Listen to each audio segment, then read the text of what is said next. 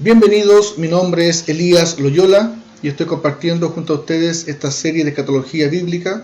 Estamos en este video compartiendo, entrando ya a un tema muy importante como lo es el análisis del libro de Apocalipsis. Alguien puede pensar, ¿no es cierto?, que fue un error dejar tan al final de esta serie el análisis a este libro tan importante dentro de la escatología. Sin embargo, me propuse hacerlo de ese modo porque también al estudiar este tema de escatología, creo que perfectamente se puede llegar a una conclusión fidedigna con respecto a las cuatro posturas escatológicas, considerando el grosso de la Biblia, ¿no es cierto?, y exceptuando aún el libro de Apocalipsis. De ese modo me propuse dejar para esta etapa el libro de Apocalipsis para poder demostrar que, considerando todo lo que dice la Biblia, el libro de Apocalipsis viene finalmente a ser un sello, ¿no es cierto?, un broche a todo lo que es la escatología.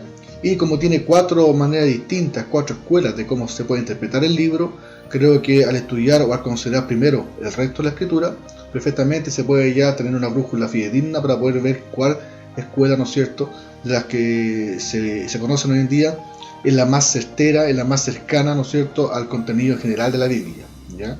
Es por eso que dejé para esta etapa final el Apocalipsis, y ya creo que estamos entrando en una etapa muy importante de este estudio, porque hasta el momento he procurado, ante todo, ser lo más objetivo posible la presentación de muchos temas, de todo lo que hemos revisado hasta el momento, incluso en el contraste de estas dos posturas, la dispensacional con la postura milenial.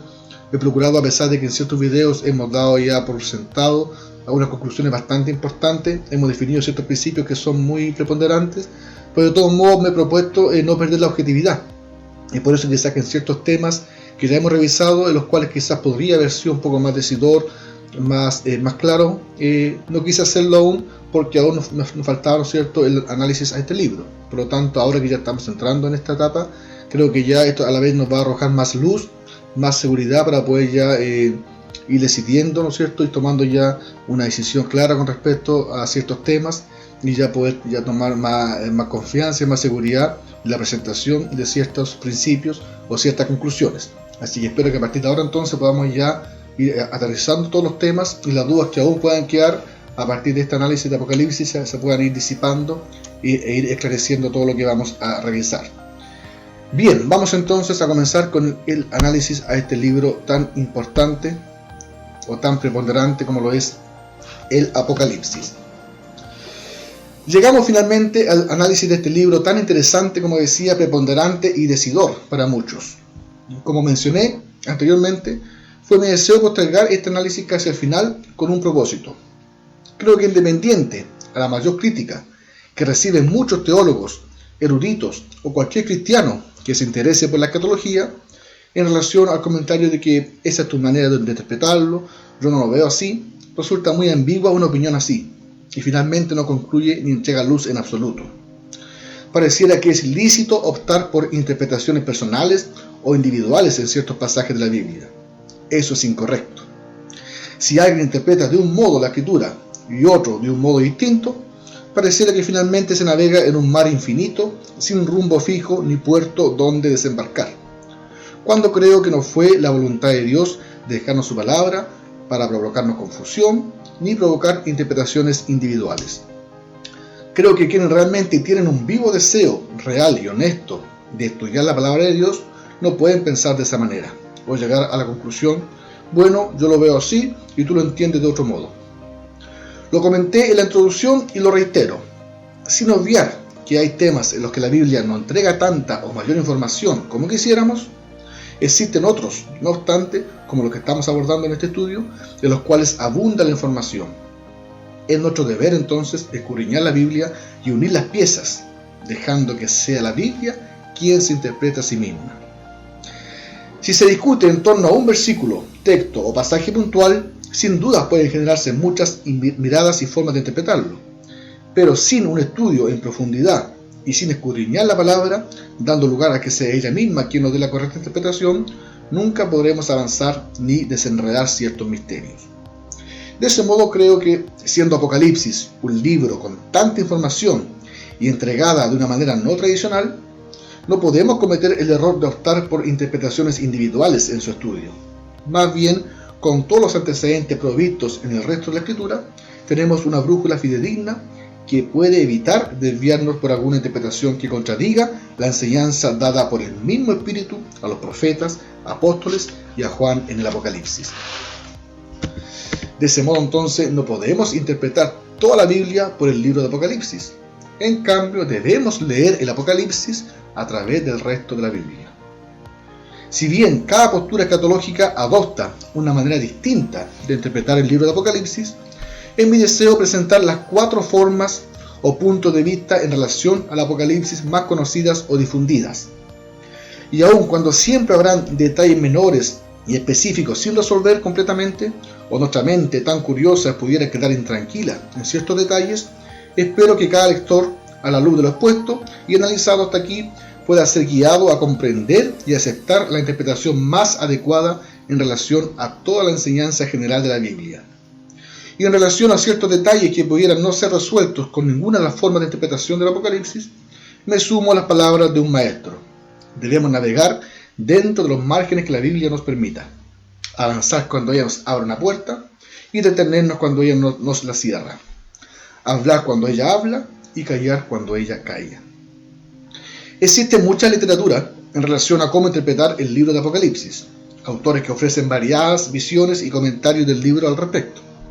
Sin embargo, en este punto recomiendo el libro 4 puntos de vista sobre el Apocalipsis de C. Marvin Pate.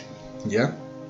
Lo interesante de esta obra es que cada postura o forma de interpretación es presentada no por el mismo autor, sino por 4 autores distintos. De ese modo, cada autor presenta y defiende desde su visión y de la manera más objetiva posible su sistema de interpretación sobre el libro de Apocalipsis. A la vez se realizan contrastes generales entre la postura que presenta cada autor con las demás visiones.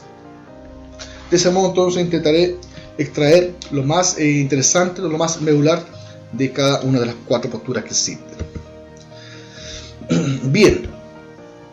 Tradicionalmente se han propuesto 4 interpretaciones principales para intentar desenredar los misterios del Apocalipsis: la preterista, la histórica, la futurista y la idealista.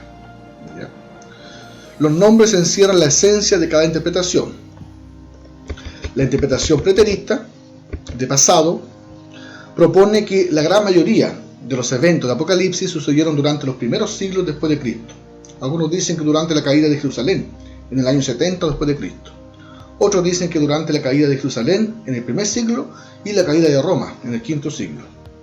Según esta interpretación, Apocalipsis fue escrito para consolar a los cristianos que sufrieron persecución de parte de Roma y de los judíos. En esta ocasión voy solamente a presentar, ¿no es cierto?, las 4 escuelas a modo general, una introducción para cada una, y espero alcanzar a profundizar nomás en la primera escuela, que es la preterista, en este video. Y luego vamos a avanzar en los siguientes videos analizando en profundidad las siguientes. La interpretación histórica propone que los eventos de Apocalipsis suceden gradualmente durante el transcurso de la historia. ¿Ya? Esta perspectiva fue especialmente popular durante la Reforma Protestante, cuyos dirigentes pensaron que el Papa y el sistema católico romano de su día fueran el anticristo. ¿Ya? Esta escuela entonces va dándole cumplimiento a Apocalipsis según los hechos de la historia, de manera gradual. La interpretación futurista, o la escuela futurista, propone que la gran mayoría de los eventos de Apocalipsis todavía no han sucedido. Según esta perspectiva, los eventos de los capítulos 4 al 22 sucederán durante el tiempo del fin. La interpretación preterista, la primera, ha dominado entre los eruditos bíblicos, pero la futurista, esta, ha sido la elección de la mayoría de la gente, más popular. Y el punto de vista idealista, en contraste a los otros 3 esquemas de interpretación, suele no señalar un cumplimiento del simbolismo de Apocalipsis en la historia. Esta perspectiva propone que Apocalipsis enseña verdades eternas, referentes a la batalla entre el bien y el mal, que continúa durante toda la época de la Iglesia. Así, mientras la interpretación histórica, por ejemplo, fue común en una época, ahora prácticamente ha desaparecido. No ha podido ubicar el cumplimiento de Apocalipsis definitivamente en la historia. Por eso quienes han propuesto un cumplimiento histórico para Apocalipsis siempre han tenido que cambiarlo con el paso del tiempo. Nunca hubo un acuerdo entre los que apoyaban esta interpretación acerca de los detalles históricos que supuestamente cumplieron las profecías de Apocalipsis, y por eso esta perspectiva ha sido casi abandonada. La perspectiva preterista, la primera, siempre la favorita entre los eruditos, ha disfrutado un avivamiento de interés popular gracias al surgimiento del reconstruccionismo cristiano, que es un surgimiento de un movimiento fundamentalista adherido al postmilenialismo, que promueve activamente reconstruir las sociedades en virtud de despojar al mundo del mal y convertirlo al cristianismo, previo a la segunda venida de Cristo.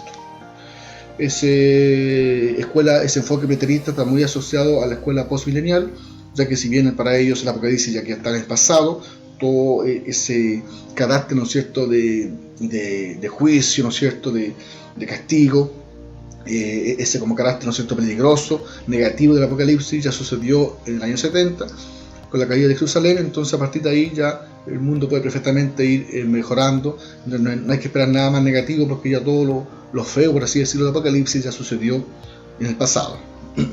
El punto de vista futurista, especialmente el dispensacionalismo clásico, sin duda continuará interesando a muchos.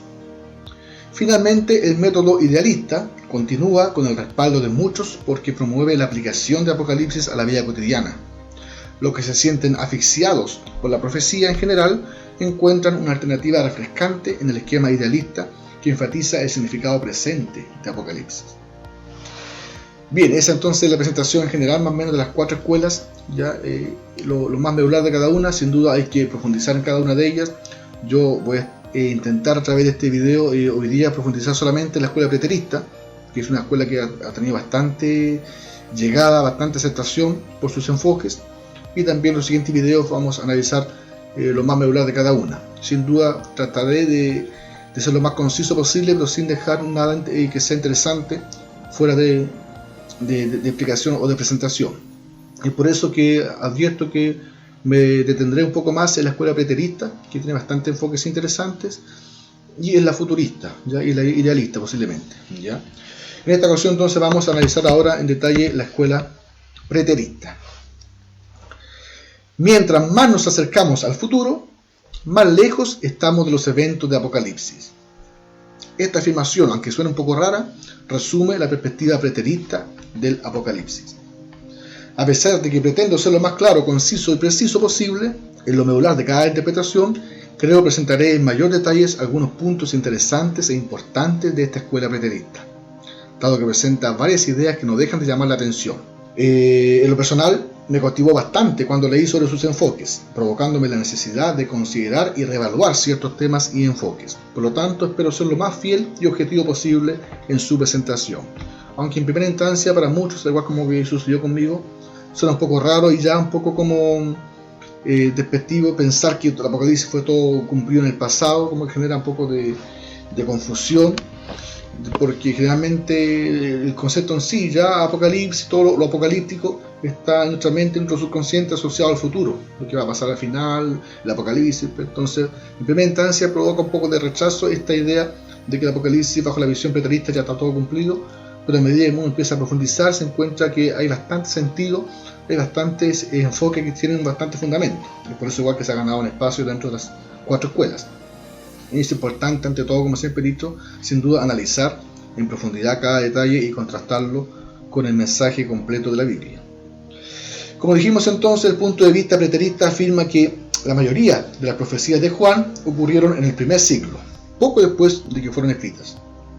Aunque las profecías fueron para el futuro, cuando Juan las escribió, y cuando sus primeros lectores las leyeron, ahora están en nuestro pasado. El origen del preterismo está usualmente relacionado con el sistema teológico conocido como el postmilenialismo, ¿ya? Como dijimos, que enseña que Cristo volverá después del milenio, un periodo de bendición sobre la tierra causada por la conversión de las naciones por medio de la predicación del Evangelio. Los preteristas ubican el tiempo de cumplimiento de la profecía de Apocalipsis en el primer siglo después de Cristo, específicamente justo antes de la destrucción de Jerusalén en el año 70 después de Cristo. Aunque algunos intérpretes también dan cumplimiento, ¿no es cierto?, a este libro en el primer siglo con la caída de Jerusalén y también en el siglo V con la caída de Roma. A pesar de las opiniones de la mayoría acerca de que Apocalipsis fue escrito durante el reinado de Domiciano, es interesante, entre el año 81 y 96, es la fecha que la mayoría de la gente acepta en la que fue escrito el libro, Los preteristas generalmente dicen que fue escrito durante el reino de Nerón, antes, entre el 54 y el 68. Este detalle resulta crucial para poder sostener su sistema de interpretación, dado que señalan todo tuvo cumplimiento con la destrucción de Jerusalén en el año 70 después de Cristo. Si aceptan la fecha tardía del libro, toda su interpretación quedaría derrumbada. ¿Ya? Por lo tanto, para esta escuela es preponderante, ¿no es cierto?, sostener de que el libro fue escrito en el año 54 al 68, ¿ya?, en el reino de Nerón, a pesar de que la mayoría, ¿no es cierto?, acepta que el libro fue escrito entre el año 81 y 96, posterior al año 70. Generalmente usan tres argumentos, ¿no es cierto?, para poder defender este periodo, de que el libro fue escrito antes del año 70. Primero dicen, hay alusiones en todo el libro de Apocalipsis a Nerón, como el emperador actual, según ellos. Por ejemplo, en el capítulo 6, versículo 2, dice, y miré, y he aquí un caballo blanco, y el que lo montaba tenía un arco, y le fue dado una corona, y salió venciendo y para vencer. Ahí está la descripción de cuando fue abierto el primer sello, ¿no es cierto?, y aparece este jinete blanco. Para ellos representa a Nerón. También el capítulo 13 y 17 nos habla también de la bestia. Dice, me paré sobre la arena del mar y vi subir del mar una bestia que tenía 7 cabezas y 10 cuernos, y en sus cuernos 10 diademas, y sobre sus cabezas un nombre blasfemo. Para ellos también esa alusión de esa bestia representa a Nerón. Aunque pudiera aplicarse las características descritas en dichos pasajes a Nerón, creo sería solo una forma de interpretación dentro de muchas posibilidades que caben dentro de esa visión.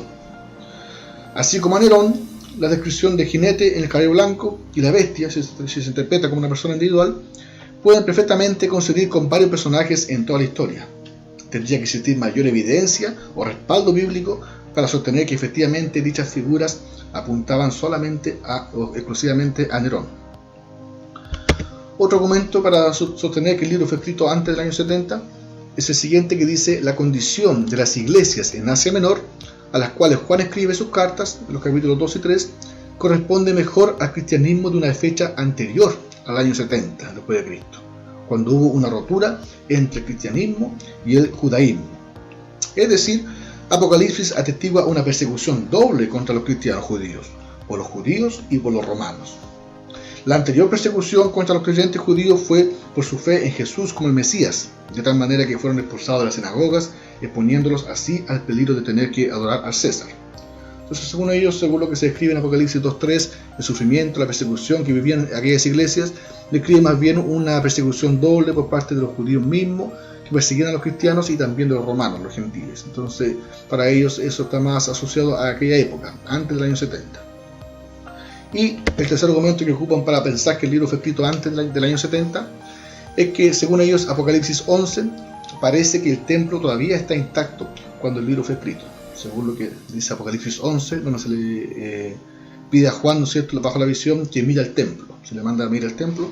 Por lo tanto, si se interpreta de manera literal, para ellos entonces eso indicaría que el templo no estaría en pie, entonces fue antes del año 70. Basado en estos tres argumentos, ¿no es cierto?, el bosquejo del libro bajo la visión preterista resulta como sigue. Capítulo 1, la visión de Jesús resucitado. Capítulo 2 al 3, la situación inicial de los cristianos judíos. Capítulos 4 5, la escena celestial del reino de Cristo. Capítulos 6 al 18, el grosso del libro, todos los sellos de trompetas y copas, juicios paralelos sobre Jerusalén solamente. Capítulo 19, la venida de Cristo para completar el juicio sobre Jerusalén. Capítulos 20 y 22, el reino de Cristo sobre la tierra. ¿Ya? El preterista basa su interpretación del Apocalipsis en ciertos puntos cruciales. Primero, la cercanía de los sucesos según la narración de Juan. Y segundo, el tema principal del libro, la segunda venida de Cristo vista como juicio al pueblo judío. Bajo estos principios vamos a revisar ciertos enfoques, que son 5 enfoques preteristas con respecto a la interpretación del libro.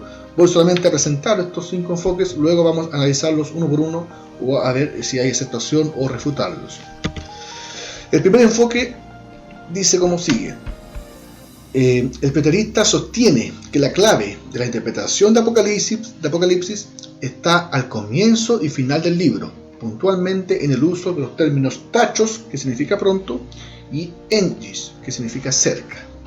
Antes que las visiones dramáticas aparezcan y las imágenes impactantes confundan al lector, Juan provee una pista clave para interpretar su libro. Los eventos deben suceder sin demora, tachos, porque el cumplimiento está cerca, engis, son los conceptos que se ocupan. Los léxicos griegos y las traducciones modernas están de acuerdo en que estos términos significan cercanía temporal. En todo el Nuevo Testamento, tachos quiere decir rápidamente, inmediatamente, sin demora, pronto. ¿Ya? Y el término engis, que significa cerca, también indica cercanía temporal. Por ejemplo, del futuro, en Mateo 26, 18 leemos: y él dijo: id a la ciudad, a cierto hombre, y decirle: el maestro dice, mi tiempo está cerca. En tu casa celebraré la Pascua con mis discípulos. Otro ejemplo, cercanía del verano, en Mateo 24, 32, cuando dice: de la higuera aprender la parábola, cuando ya su rama está tierna y brotan las hojas, saber que el verano está cerca. Y también cercanía de una fiesta. En Juan 2.13 leemos: estaba cerca, ahí está el concepto, la Pascua de los judíos, y subió Jesús a Jerusalén. Milton Terry, un autor, nota que los eventos de Apocalipsis ocurren pocos años en el futuro desde que Juan los escribió, bajo estos conceptos. El significado de estas palabras, según la postura preterista, se ve no solamente en la introducción de Apocalipsis, sino también en la conclusión. Por esto encierran el libro entero, según ellos, y lógicamente afectan su interpretación. Nótese cómo el libro concluye. Leemos, ¿no es cierto?, al final del libro, que termina diciendo: el ángel me dijo, estas palabras son verdaderas y dignas de confianza.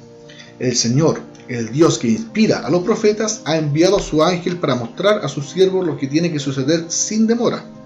También me dijo: no guardes en secreto las palabras del mensaje profético de este libro, porque el tiempo de su cumplimiento está cerca. Ya eso está escrito en el capítulo 22, versículos 6 y 10, el último capítulo del libro. Es más, los términos aparecen frecuentemente, según la postura preterista, en todo el libro, mostrando el énfasis urgente de Juan sobre la expectativa temporal. Por ejemplo, notamos que tachos, pronto, aparece en capítulo 1, capítulo 2, capítulo 3, y luego también en el capítulo 22. Y por su parte, engis, concepto cerca, está presente en el capítulo 1, capítulo 3 y capítulo 22. Bueno, a pesar de que intentan argumentar que está presente en todo el libro, nos damos cuenta que básicamente está al comienzo y al final del libro, capítulo 1 al 3, y luego saltamos al 22. Entonces, con que comienza y termina el libro, ¿cierto?, ocupando estos conceptos de carácter cercano, ya que todo va a suceder pronto. Incluso Robert Thomas, que alguien que no está de acuerdo con esta escuela, de todos modos admite que un énfasis principal del Apocalipsis es sobre el tiempo corto antes del cumplimiento de todo. Juan enfatiza estos dos términos claros con significados semejantes, previniendo así cualquier confusión de parte de sus lectores acerca de cuándo las profecías tendrían que ocurrir. Por lo tanto, el preterista razona que si Juan mismo positivamente afirma que los eventos están cerca de sus días, es porque, ¿no es cierto?, lo recalcó con estos conceptos. Consecuentemente, ellos deben estar en el pasado, distante para nosotros, todos esos eventos. El preterismo está basado en la exégesis y está arraigado en un principio firme de la hermenéutica. Hay que, de todo modo, comentarlo. Una objeción común en base a este principio, a este análisis, es la siguiente: Juan está hablando del tiempo de Dios y no de nuestro tiempo. Las escrituras nos informan que 1000 años para el Señor es como un día, según se lee en 2 Pedro 3.8. Una objeción bastante común, pero en la escuela preterista o los preteristas responden de la siguiente manera a esta objeción. Primero, Apocalipsis es personal y motivador. Juan escribe a seres humanos aquí, pero no acerca de Dios. La afirmación de Pedro en 2 Pedro 3.8 es una afirmación teológica. Apocalipsis 1, del 1 al 3, son orientaciones humanas que se deben oír y obedecer. Pedro está respondiendo al problema contrario al de Juan. Él explica sobre la base de la eternidad de Dios la demora de la segunda venida de Cristo. Eso se ve en 2 Pedro 2.4. Mientras Juan está advirtiendo sobre la base del sufrimiento humano, de la cercanía del juicio temporal. ¿ya? Entonces son contextos distintos en los que se ocupa o lo que se habla de tiempo, ¿ya? Por Pedro y por Juan. Y la segunda respuesta igual a esta objeción dice que Apocalipsis es concreto e histórico. Juan escribe a 7 iglesias específicas e históricas, ya están los capítulos, acerca de sus circunstancias malas presentes, estar en tribulación, ¿ya? Capítulo 1, 2, la necesidad que tienen de paciencia también, y los juicios cercanos, ¿ya? Entonces bajo esos opiniones, ¿cierto?, se refuta esa objeción común. Vamos entonces a presentar el segundo enfoque. El primer enfoque, como dijimos, hacía alusión al uso de estos términos tachos y enjus, que significaría pronto o cerca, ¿ya? El segundo enfoque es bastante preciso, que dice: el preterismo señala que uno de los propósitos cruciales del libro era sin duda otorgar consuelo y alentar a las iglesias primitivas, que en aquel momento se encontraban bajo persecución. Por lo tanto, si los eventos señalados fueran a cumplirse 2000 años más tarde, ¿qué sentido tendrían para los cristianos de ese entonces? Sin duda un razonamiento, un principio bastante lícito, bastante real, creo yo, y esto igual apunta principalmente a la escuela futurista, ¿no es cierto? Como una contraargumentación para ese pensamiento de que la escuela futurista piensa que todo lo que el Apocalipsis presenta mayormente está para el futuro, aún no se ha cumplido, todo está apuntado para el tiempo previo a su segunda venida, para el tiempo final. Entonces, bajo este argumento, que uno de los propósitos cruciales del libro sin duda era consolar a los cristianos que estaban siendo perseguidos en aquel tiempo, en la iglesia primitiva, no tendría mucho sentido si el libro apuntara a cosas que iban a pasar 2000 años después. Por lo tanto, tiene bastante sentido también pensar de que el libro debía ser significativo y aplicable igual a la iglesia primitiva en aquellos tiempos. Un tercer enfoque dice: también señalan que el Apocalipsis es paralelo y armónico con otros libros del Nuevo Testamento. Se destaca el paralelo entre Mateo 24 y Apocalipsis 6. Robert Thomas señala: Jesús en su sermón claramente anticipó lo que iba a mostrar a Juan en más detalle. Marvin Pate también está de acuerdo con respecto a ese comentario. Es interesante ver que en Mateo 24:34 Jesús tiene la misma expectativa que tiene Juan, donde dice: les aseguro que no pasará esta generación hasta que todas estas cosas sucedan. Él anima a sus oyentes, igual que Juan, a esperar estos juicios durante sus propias vidas. A pesar de que, como mencioné, estoy acá solamente presentando estos 5 enfoques, luego vamos a analizarlos con detalle. Aquí, cuando parece de todo modo no dejar pasar este momento oportuno, señalar de que en el video número 11 de esta serie analizamos en profundidad el capítulo de Mateo 24, ¿ya? El sermón de Jesús en el monte, en donde también claramente descubrimos y analizamos de que en dicho sermón Jesús hacía alusión tanto a la destrucción del templo y la caída de Jerusalén en su respuesta, como también a las señales que sucederían previo a su venida, ya que fue la respuesta o la pregunta que los discípulos le hicieron a Jesús, y Jesús dentro de su respuesta separó ambos eventos. Por lo tanto, igual dentro del sermón sin duda notamos y analizamos ya que hay alusión a la destrucción del templo, y también hay alusión, ¿no es cierto?, a su segunda venida. Por lo tanto, como hay relación entre esos dos pasajes, acá los preteristas piensan que como Jesús mismo dijo eso, entonces todo el Apocalipsis se cumplió en aquel momento de la caída de Jerusalén. Pero cuando analizamos ese capítulo, nos dimos cuenta que ese versículo 34, puntualmente, cuando Jesús dijo: no pasará esta generación hasta que todas estas cosas sucedan, se refería puntualmente a la destrucción de Jerusalén en el año 70. Pero luego en el versículo 36 Jesús dijo: pero del día y la hora, ¿no es cierto?, nadie sabe, ¿no es cierto? Entonces, dando a entender que su venida era algo distinto y no había fecha ni confirmación del tiempo cuando Él vendría, una certeza. Por lo tanto, nos damos cuenta de que Jesús tenía claramente incluido en su respuesta ambos eventos. Acá los preteristas, ¿no es cierto?, toman esa parte de Mateo 24 donde Jesús hizo alusión a la caída del templo para atribuirse que todo entonces el Apocalipsis sucedió en aquel momento. Es simplemente mencionar esa aclaración. El siguiente enfoque, número 4, dice: para el preterista, el grosso del contenido del Apocalipsis tuvo su fiel cumplimiento en el suceso histórico del juicio de Dios sobre el pueblo judío en la caída de Jerusalén y su templo en el año 70 de nuestra era. A pesar de que una de las primeras objeciones que cualquiera podría hacer a esta interpretación es que el Apocalipsis, sin duda, en su narración abarca todo lo concerniente entre la primera y la segunda venida de Cristo, lo cual resulta el trasfondo principal del libro. El preterista postula que todo lo concerniente a su segunda venida apuntaba y se ve cumplido en este suceso puntual, como lo fue la caída de Jerusalén. De ese modo entiende que esta segunda venida fue en juicio sobre Israel, o los judíos. Para el preterista, el enfoque principal de Apocalipsis, aunque no el único, es este: Dios pronto juzgará a los judíos del primer siglo porque rechazaron y crucificaron a su Hijo, el Mesías de ellos. Es decir, los juicios de Apocalipsis vienen especialmente contra los que gritaron: sea crucificado, su sangre sea sobre nosotros y sobre nuestros hijos, según Mateo 27, 22, 25 lo narra. Juan afirma este tema en la introducción de Apocalipsis 1:7, ya inmediatamente después de declarar la cercanía de los eventos. Un tema que es directamente relevante a las circunstancias del primer siglo. Se enfatiza en especial la siguiente traducción literal: he aquí viene con las nubes, y cada ojo le verá, aun los que le traspasaron, y lamentarán por él todas las tribus de la tierra. Sí, amén. Apocalipsis 1:7. ¿Ya?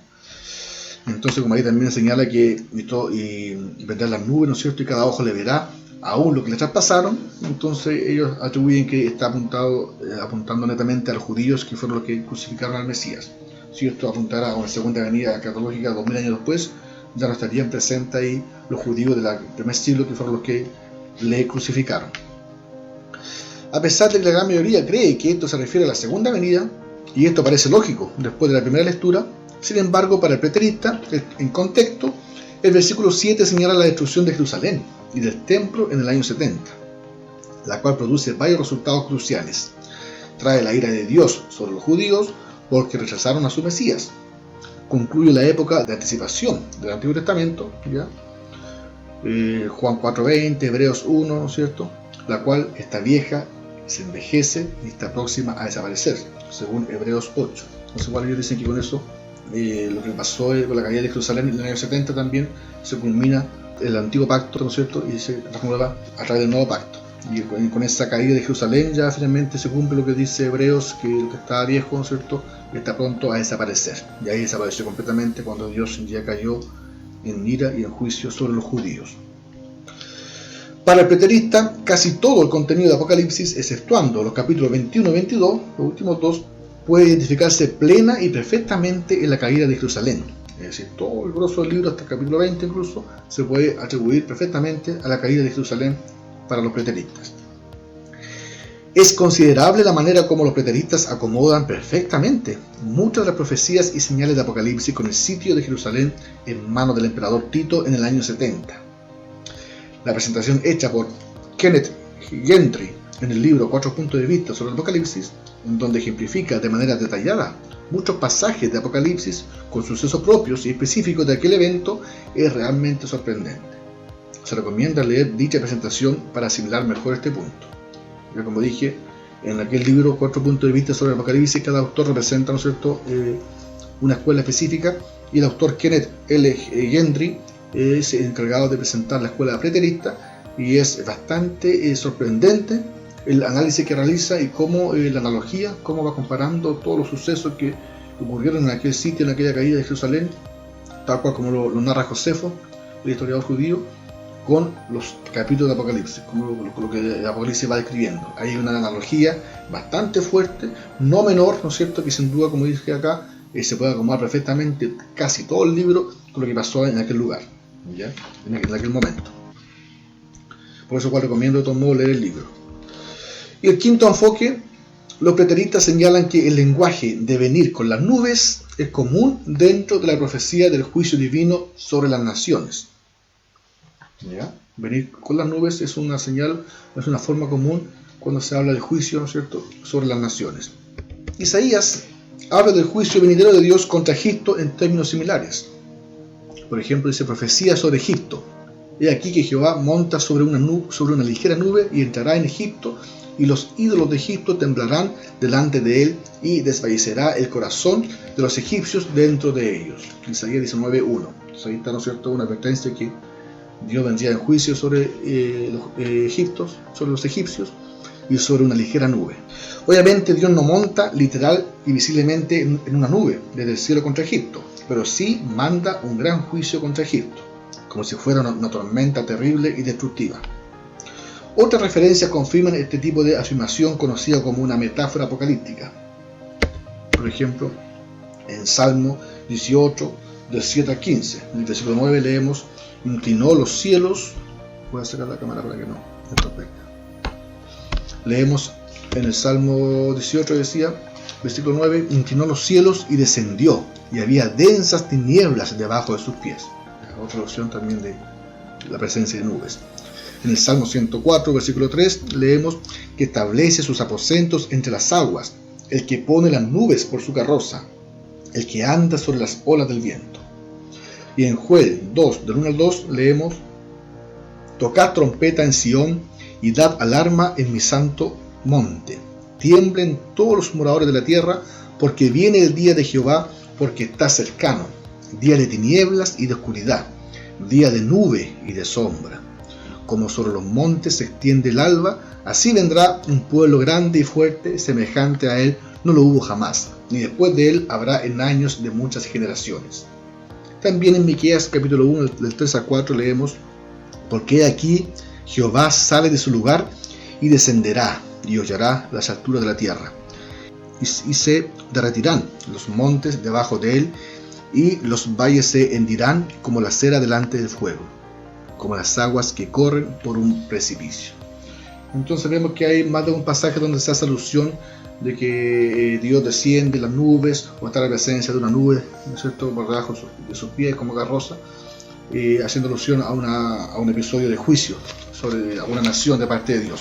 Por lo tanto, todo lo concerniente para los preteristas en el Apocalipsis con respecto a la segunda venida, que vendrá en las nubes, ¿no es cierto?, también puede perfectamente para ellos atribuirse a lo que fue el juicio sobre Jerusalén, la caída del templo y la caída de la ciudad también misma, que fue vista como esa fue la segunda venida, que Cristo venía en las nubes en juicio sobre Jerusalén, basado también en estos pasajes que leímos. Esta venida estará dirigida en contra de los que le traspasaron, como decía al comienzo. Eso es, los judíos del primer siglo, que exigieron su crucifixión. Se razona que si esta venida fuera futura, como lo espera la mayoría, la idea que los que le traspasaron lo verán y harán lamentación no tendría sentido para aquel entonces, dado que ya hace 2000 años que aquella generación dejó de existir. La enseñanza de Jesús culpa primordialmente a aquellos judíos por la crucifixión, en Mateo 20, 18, 21, 33 a 43 y Lucas 9, 22. Como también lo dijo el apóstol Pedro: sepan pues todos ustedes y todo el pueblo de Israel que este hombre está aquí delante de ustedes sano gracias al nombre de Jesucristo de Nazaret, crucificado por ustedes, pero resucitado por Dios. De todo modo, en una opinión personal, creo que esta idea no carece de respuesta si pensamos en que la enseñanza uniforme de la Biblia es que en su segunda venida ocurre la resurrección general y universal de creyentes e incrédulos, en donde perfectamente se entiende que todo ojo le verá, y todos, grandes y pequeños, ricos y pobres, serán traídos delante del trono en el juicio final, sin faltar generación alguna desde Adán. Porque leemos que el mar entregó los muertos que había en él, y la muerte y el Hades entregaron los muertos que había en ellos. Entonces, de todos modos, se puede dar respuesta que todas las generaciones estarán presentes en la segunda venida final de Cristo cuando todos resuciten, y también estarán presentes ahí, ¿por qué no?, los judíos, ¿no es cierto?, que le crucificaron en aquel momento y harán lamentación.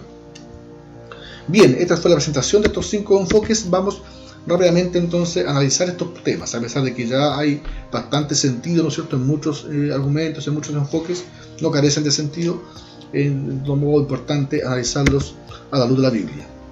Para empezar, el uso de los términos tachos y engis y su constante presencia a lo largo del libro podrían perfectamente referirse a la forma más que el tiempo en que dichos sucesos se llevarán a cabo. Es decir, si se tomaran de manera literal, dichos eventos podrían interpretarse o comprenderse de que una vez que comiencen a manifestarse se producirán de manera continuada, deprisa, prontamente, sin interrupción. Cada evento estará cercano al próximo. Si pensamos que la única forma de interpretarlo es indicando proximidad en el tiempo, desde que Juan lo escribió, posiblemente hayan comenzado ya a suceder dichas señales, sin embargo de una manera muy distinta a como se esperaba o se imaginaba, no de manera literal. ¿Ya? Es decir, podemos pensar que también esos términos hacen relación a que van a suceder sin demora, de manera continuada, no seguida. Y también en caso de que fuera cercanía del tiempo, también puede ser que apenas Juan lo escribió, lo entregó, ya en aquel momento comenzó ya a suceder, ¿no es cierto?, el Apocalipsis, pero quizás no de la manera como ellos lo interpretan o como lo esperaban. Si bien es cierto, el segundo punto mencionado en relación al propósito y significado que debía tener el libro para los cristianos de aquella época, en medio de sus tribulaciones, creo es limitar demasiado el propósito del libro solo al tiempo previo a la destrucción de Jerusalén, sin tener mayor relevancia para la Iglesia a partir del año 70 de nuestra era. Es cierto que también es importante no olvidar que el propósito del libro era consolar y dar consuelo a aquella iglesia primitiva, a los cristianos de aquella época que estaban siendo atribulados, perseguidos, pero atribuir que todo tenía solamente cumplimiento para aquellos, para aquella época, y no tiene ningún significado para nosotros ahora, después del año 70, creo que también es mucho. En contraste a esta falta de sentido que tendría el libro para los cristianos de aquella época, si su cumplimiento apuntaba a un tiempo muy distante para ellos, como lo sería 2000 años después, haciendo alusión directamente a la interpretación futurista, la interpretación idealista presenta una visión que no cae en dicha dificultad, como se verá más adelante. ¿No es cierto? El punto 2 se mencionaba porque la escuela futurista puntualmente atribuye todo lo contrario a la preterista, que el grosso del libro está aún pendiente por cumplirse. Entonces, para los preteristas, si se acepta esa interpretación, no tendría sentido para los cristianos de aquella época. Pero como dije, más adelante veremos que bajo la visión idealista ese argumento igual carece de peso, porque también, como acabamos de mencionar acá bajo este punto, puede que en algún sentido las cosas sí comenzaron a cumplirse cerca y ya empezaron a cumplirse desde la época de Juan mismo, pero no de la manera como se esperaba. Es importante contextualizar las enseñanzas de cada libro de la Biblia, pero sin olvidar que la misma palabra nos enseña que toda escritura es inspirada, ¿no es cierto? Ahí está. Es inspirada por Dios y útil para enseñar, para redarguir, para corregir, para instruir en justicia. ¿A qué me refiero con eso entonces? Que es limitar mucho que todo el Apocalipsis solamente fue para el año 70 nomás y que ya no tiene mucha importancia entonces, o aplicación o significado para la iglesia después del año 70, si todo se cumplió ahí. Como dice la misma palabra, que toda la escritura es útil para enseñar, para corregir, para instruir en justicia. Del mismo modo que al estudiar las cartas del apóstol Pablo, comprendemos que estaban dirigidas a iglesias específicas, en un momento y circunstancias específicas, sin embargo no por ello han dejado de ser fuente de doctrinas, bendición y crecimiento de la iglesia a lo largo de su historia hasta el día de hoy. Y su mensaje ha sido significativo y aplicable en cada generación. Del mismo modo, tratándose Apocalipsis de un libro tan simbólico y figurado, sería inapropiado limitar su mensaje únicamente a las iglesias de aquella época y restarle importancia y significado para la iglesia universal en toda época.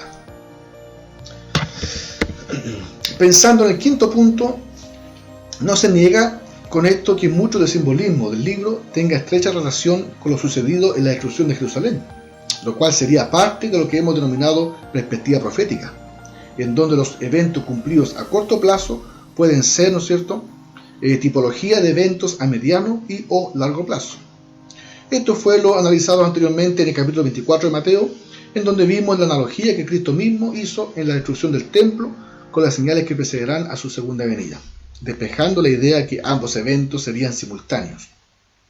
De ese modo se entiende el paralelismo que se halla entre Mateo 24 y muchas señales descritas en Apocalipsis, como el capítulo 6, mencionadas en el tercer punto. Además de las referencias a la venida de Dios en juicio sobre algunas ciudades en el Antiguo Testamento, comparada con el juicio que vino en el año 70 sobre Jerusalén, señaladas en el quinto punto. ¿Ya? Entonces, perfectamente hay también relación, porque Cristo, como dijimos, habló de ambos eventos y también entremezcló en su discurso los eventos concernientes a la destrucción de Jerusalén y a su segunda venida. ¿Ya? En relación al cuarto punto, si Apocalipsis tuvo su fiel y cabal cumplimiento solo en la caída de Jerusalén, ¿qué hay de todo el tiempo transcurrido hasta ahora, casi 2000 años? Lo que no se puede afirmar es que Apocalipsis solo habla de señales, la segunda venida y juicio, pasando por alto que también abarca la resurrección, la nueva Jerusalén y la vida eterna. Si gran parte o lo mayor del libro ya tuvo su cumplimiento, entonces resulta que vivimos en una época y momento incógnito en los planes de Dios, no revelado en su palabra, ni aún en el último libro del canon bíblico, que habla expresamente de los eventos concernientes a su venida, la resurrección, el juicio final y el estado eterno.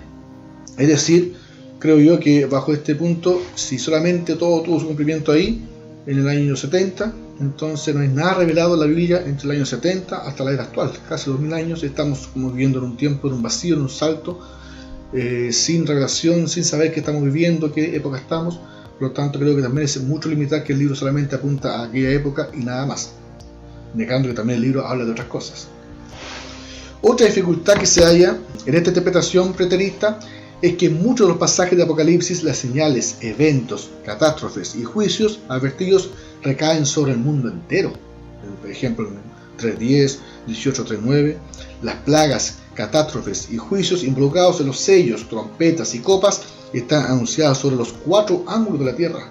En el capítulo 7, 1, 20, 8. El juicio y lamento incluye a todas las naciones de la tierra. Capítulo 1, 7, 6, 15, 12, 9. Al limitar todas estas señales solo al evento ocurrido puntualmente en el año 70 y solo sobre el territorio de Israel, específicamente la ciudad de Jerusalén, no se halla relación ni coherencia con el alcance de estos eventos tan bien marcados en toda la profecía del libro. Tampoco tiene coherencia con los mensajes de advertencia como de protección y el llamado a permanecer firmes dado a las iglesias al comienzo del libro, capítulos 2 y 3. 7 iglesias estaban ubicadas en el Asia Menor, actualmente Turquía, en donde la destrucción de Jerusalén no tendría ningún alcance. Eso no es menor, ¿no es cierto? ¿Qué sentido tendría entonces si todo lo que pasó, todo lo que el libro apuntaba, todos esos juicios venían solamente sobre Jerusalén puntualmente en su caída? ¿Con qué sentido Juan, ¿no es cierto?, entrega esos mensajes de advertencia a las iglesias de aquel entonces, de permanecer firme, ¿no es cierto?, de fortaleza espiritual frente a lo que venía, si esas iglesias estaban ubicadas en el Asia Menor, que actualmente corresponde a Turquía, donde el juicio de Jerusalén no tendría ningún alcance para ellos. Así que tampoco tendría sentido pensar que todo el libro solamente apuntaba a la caída de Jerusalén. Por lo tanto, este enfoque preterista obliga a un salto en la historia del cual aún no descendemos. Este salto se inició en la caída de Jerusalén y terminará abruptamente y de manera desconocida cuando nos encontremos de pronto en la vida eterna con Cristo, sin saber cómo llegaremos allá, si su segunda venida ya ocurrió en el año 70. Es importante señalarlo porque bajo esta interpretación entonces todo ya el Apocalipsis se cumplió en el año 70, pero aún está pendiente los últimos 2 capítulos que hablan del estado eterno, ¿cierto?, que estaremos con Cristo reinando, la vida eterna, y eso no se sabe entonces cómo llegaremos a esa instancia. Si ya su segunda venida ocurrió ya, entonces no sabemos cómo, de qué manera abrupta entraremos. Nos encontraremos finalmente con Cristo reinando sin saber cómo. Creo que al igual que la interpretación futurista, la preterista cae en el error de provocar un gran vacío en la historia. Ambas interpretaciones producen un vacío, un paréntesis o un gran salto en la historia y el plan de Dios. Vivimos actualmente en este salto, con los eventos de Apocalipsis ya en el pasado, desde el enfoque preterista, o con los eventos del Apocalipsis aún en el futuro, desde el enfoque futurista. Ya, es importante igual porque bajo los preteristas el Apocalipsis ya está todo en el pasado, así que ya estamos viendo entonces un salto que no sabemos qué época estamos viviendo y de pronto vamos a encontrarnos con Cristo en la eternidad. Y bajo el punto de vista futurista está todo aún en el futuro, no ha pasado nada todavía, así que estamos igual viviendo de todos modos un paréntesis, un salto en la historia sin saber, ¿no es cierto?, qué época estamos viviendo, porque está todo aún pendiente.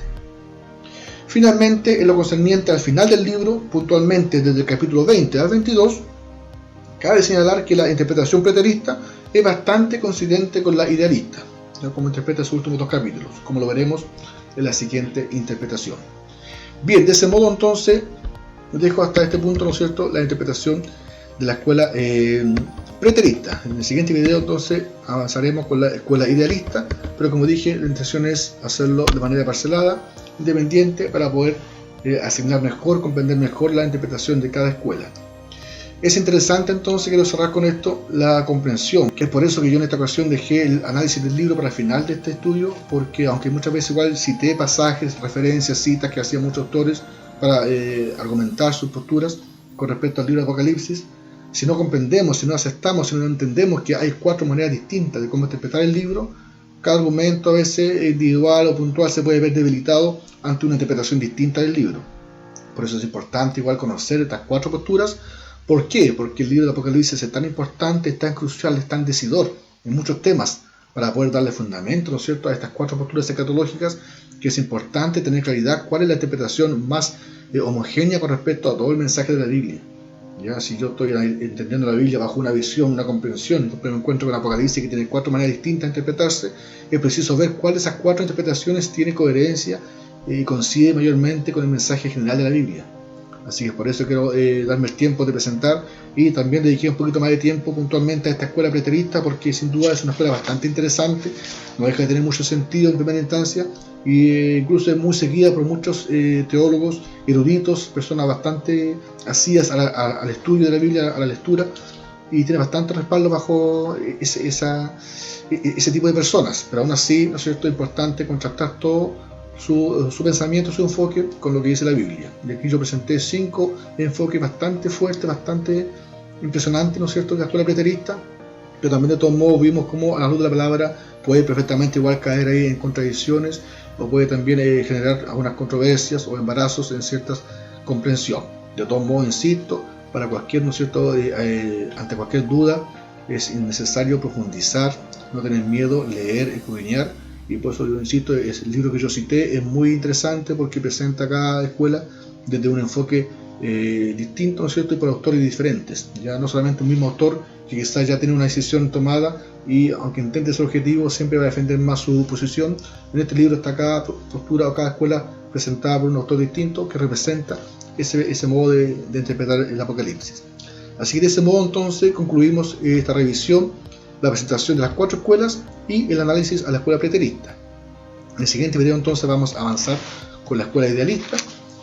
Así que nos vemos entonces en el siguiente video, esperando que Dios cada día nos dé su gracia, nos dé entendimiento para poder entender, comprender su palabra, y entre todo valentía para poder aceptar su mensaje. Nos vemos, que estén muy bien, bendiciones.